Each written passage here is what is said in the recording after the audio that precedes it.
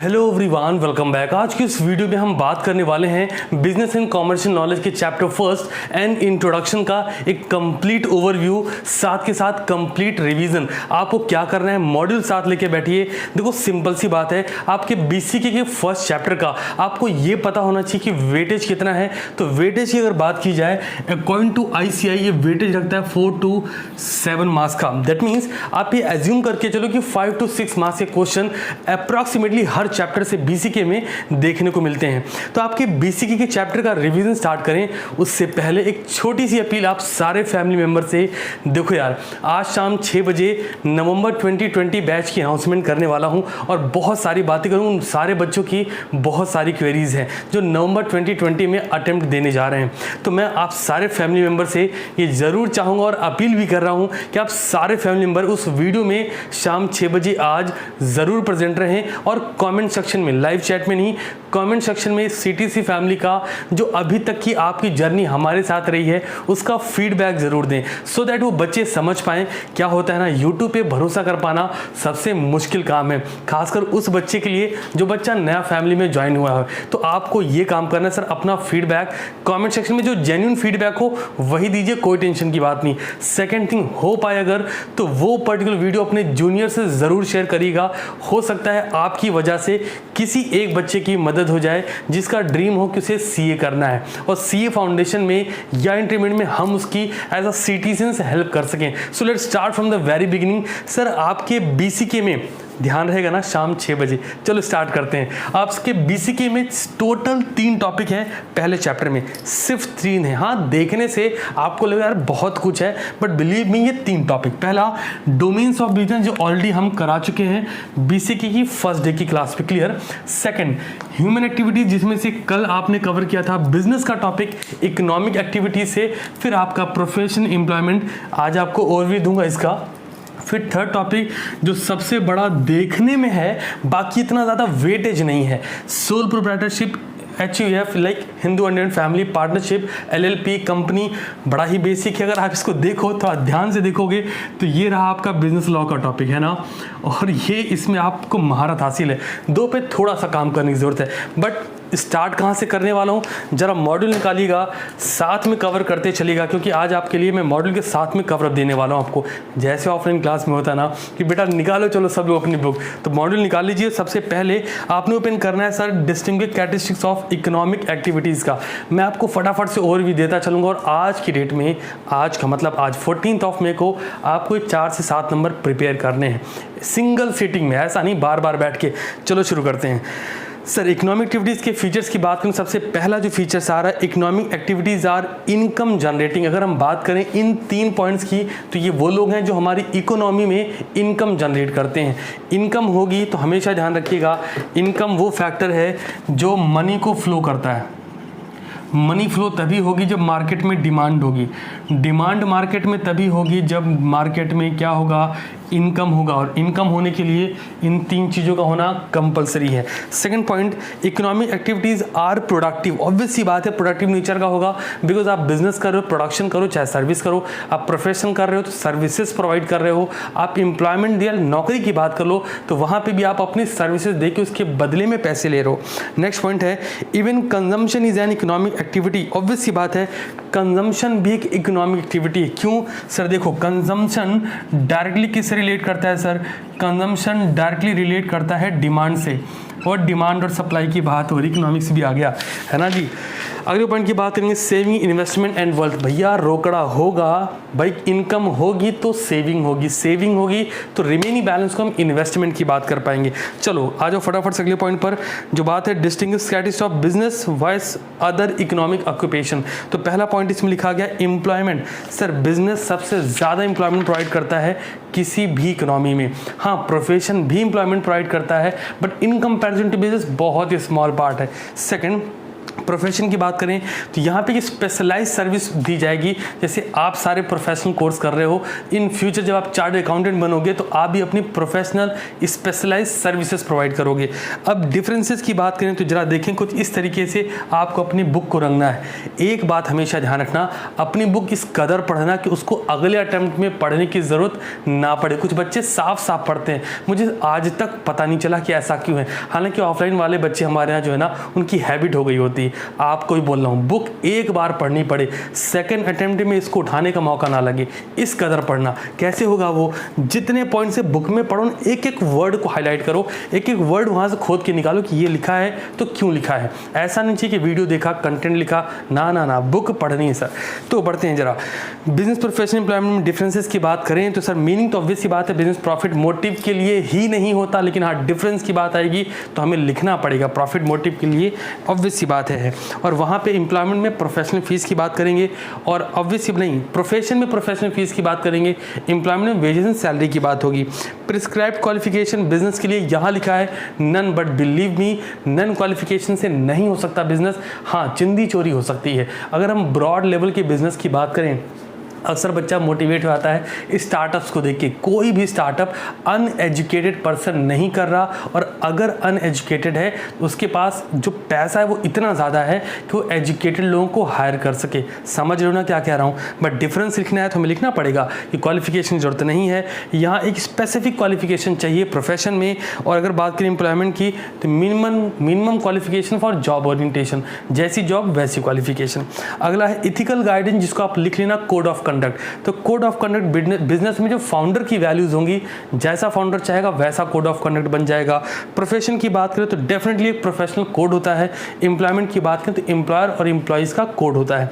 Investment की बात करें, बिजनेस में ब्रॉड अमाउंट लगेगा, प्रोफेशनल में सम रिक्वायरमेंट होगी, एम्प्लॉयमेंट में खाली हाथ रिज्यूम लेके चले जाओ। अगला है सर पर्सनल ऑटोनॉमी या फ्री, तो यहाँ लिखा गया दे आर ओन बॉस। गलत जवाब है। बिजनेस में आप, हाँ लेकिन डिफरेंस के लिए लिखना पड़ेगा। समझ लो, बिजनेस में ऐसा बोला आता है, जिन लोगों के घरों में बिजनेस है उनको अच्छे से पता होगा कि वो कितना ज़्यादा उनके गार्जियन फ्री रहते हैं। बट डिफरेंस लिखना है तो लिखना पड़ेगा the most you are your own boss. हाँ, एक लेवल आने के बाद आप बिजनेस में अपने बॉस हो जाते हो। Second point, quite a bit professional में थोड़ा कम होता है। हाँ, वहाँ बात में होता ही नहीं सर, फ्रीडम एम्प्लॉयमेंट में नहीं होती, ऐसा ये बोल रहे हैं। अगला पॉइंट है सर्टेनिटी ऑफ इनकम कम भी होगी और बहुत ज़्यादा होगी बिजनेस में, प्रोफेशन में कम होगी, एम्प्लॉयमेंट में लिमिटेशंस होगी। ट्रांसफ़र ऑफ इंटरेस्ट, अगर आप चाहो, जैसे अगर कोई बिजनेसमैन हो चाहे अपने बच्चे को अपना बिजनेस ट्रांसफ़र करना पॉसिबल है। प्रोफेशन में मतलब डॉक्टर साहब चाहते हैं उनका बच्चा डॉक्टर बन जाए, विदाउट क्वालिफिकेशन ट्रांसफ़र करने से पॉसिबल है क्या? आप उनसे ऑपरेशन कराओगे? नहीं कराओगे, मतलब नॉट पॉसिबल। एम्प्लॉयमेंट में भी नॉट पॉसिबल।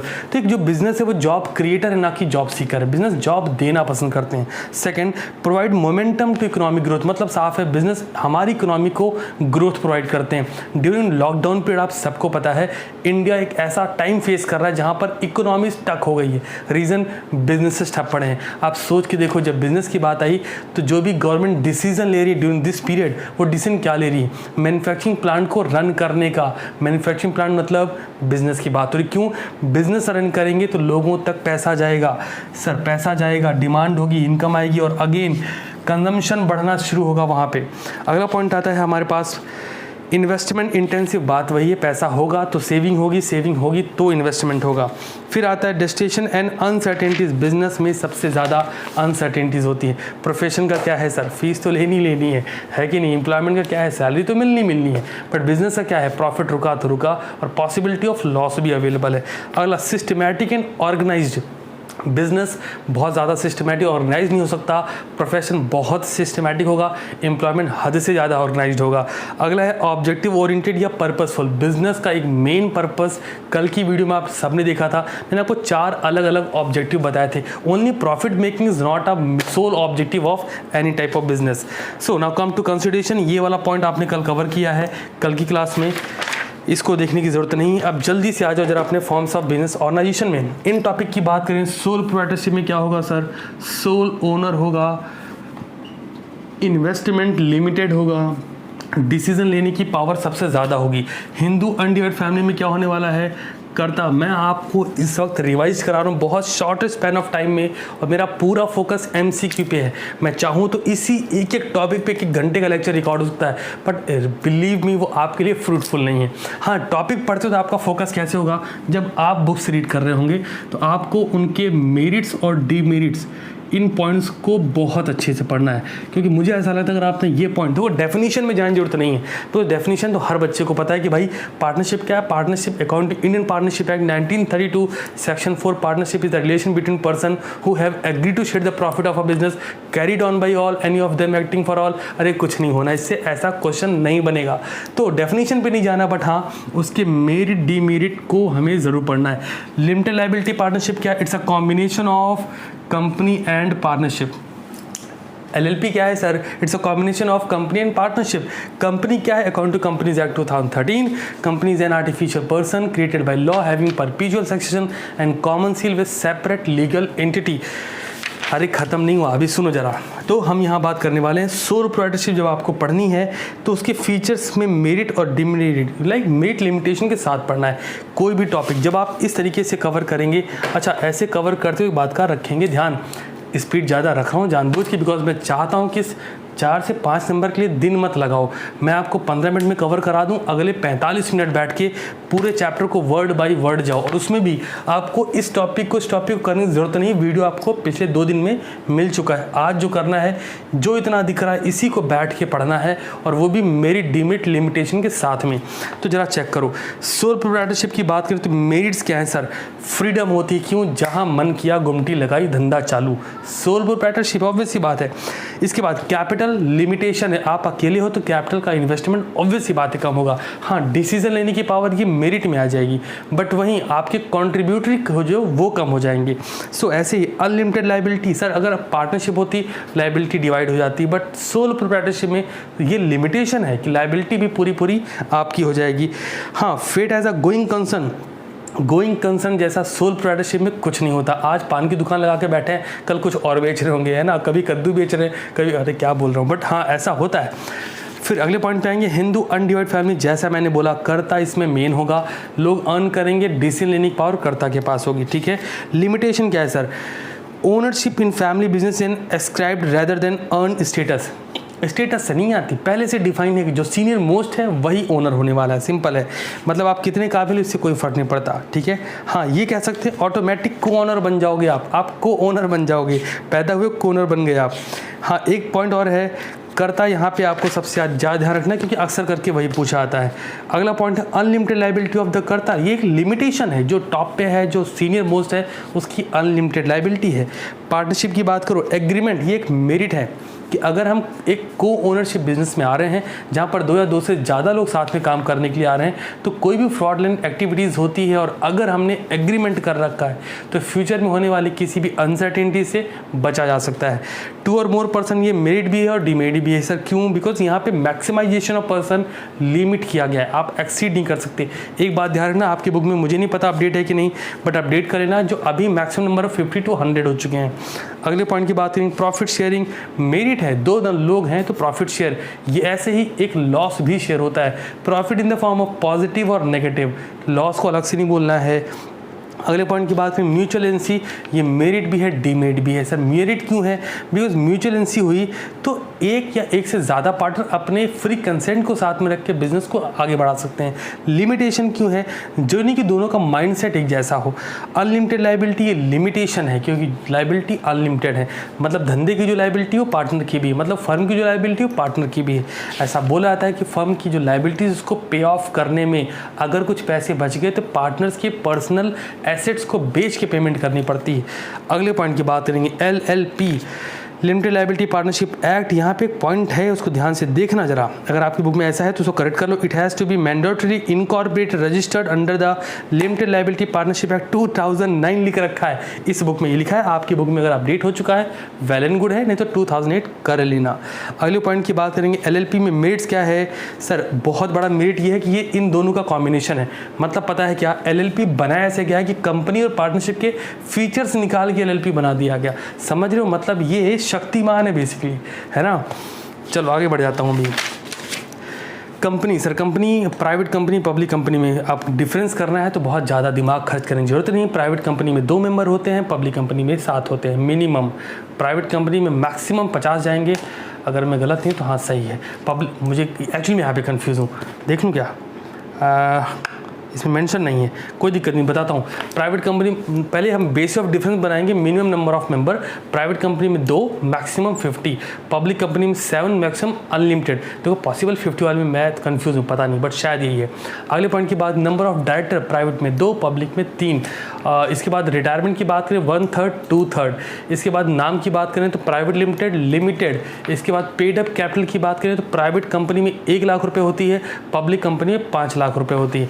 समझ रहे हो ना क्या बोलना चाह रहा हूँ?